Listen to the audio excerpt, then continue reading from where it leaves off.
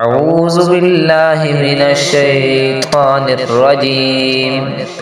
بسم الله الرحمن الرحيم.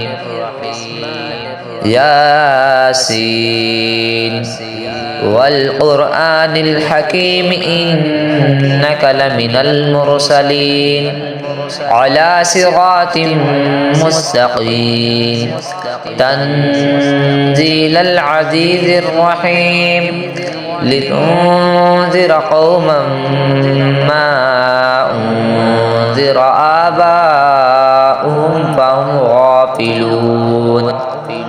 لقد حق القول على أكثرهم فهم لا يؤمنون.